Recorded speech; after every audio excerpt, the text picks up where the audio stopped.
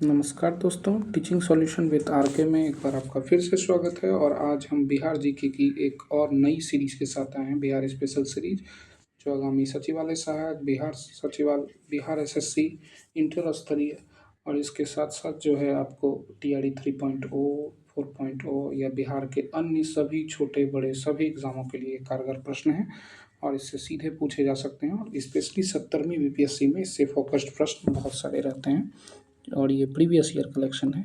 आप देखते रहिए, ये 15 प्रश्नों की सीरीज है और इसको ध्यान से समझने का प्रयास करिए। बिहार में खादी की काफ़ी प्रगति किनके नेतृत्व में हुई थी? तो ये प्रगति हुई थी किसके? डॉक्टर राजेंद्र प्रसाद के नेतृत्व में।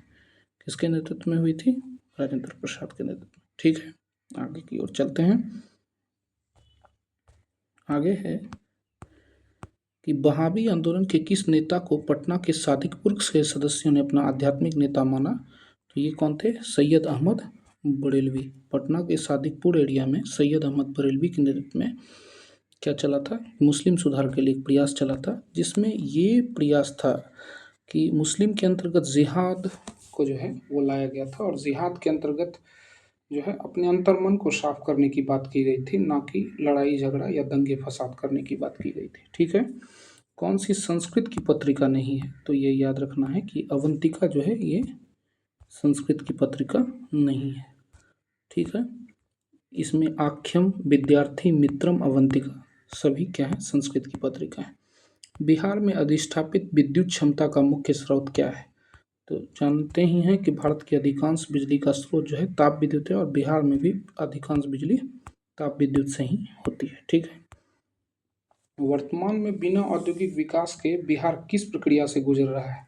65वीं या 66वीं यूपीएससी का प्रश्न है और यह है तृतीयकरण के दौर से गुजर रहा है। ठीक है, ये ध्यान देना है कि बिना औद्योगिक विकास के बिहार किस प्रक्रिया से गुजर रहा है? तृतीयकरण से।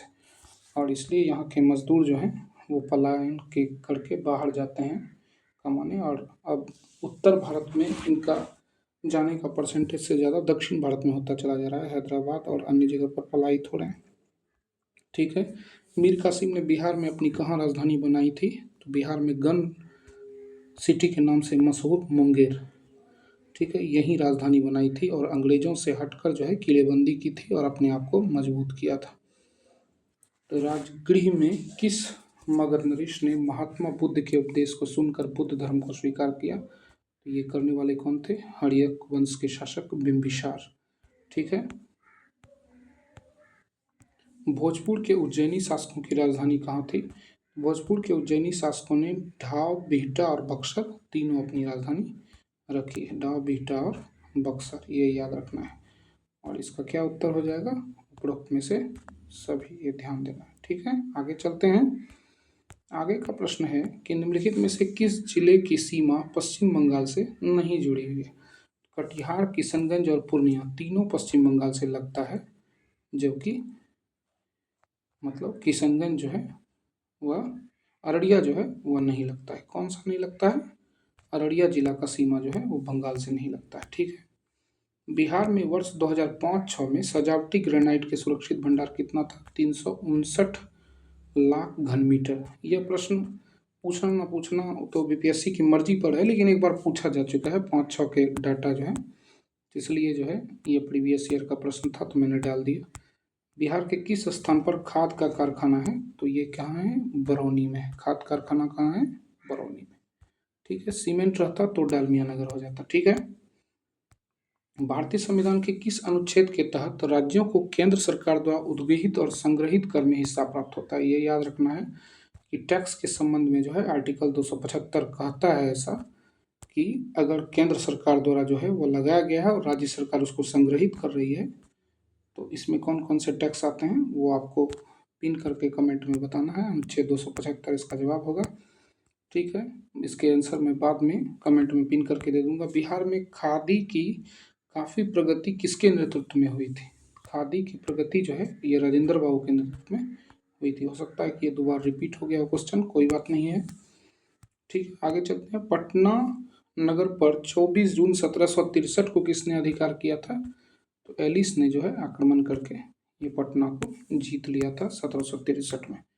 ठीक है, बिहार, बंगाल और उड़ीसा, जब बक्सर की लड़ाई होनी थी 1764 में, तो 1763 ईस्वी में पटना को लेकर के जो है एलिस ने युद्ध लड़ा था और उसे जीत भी लिया था। कौन बुद्ध अट्टकथा के लिए अध्ययन के लिए श्रीलंका गए थे?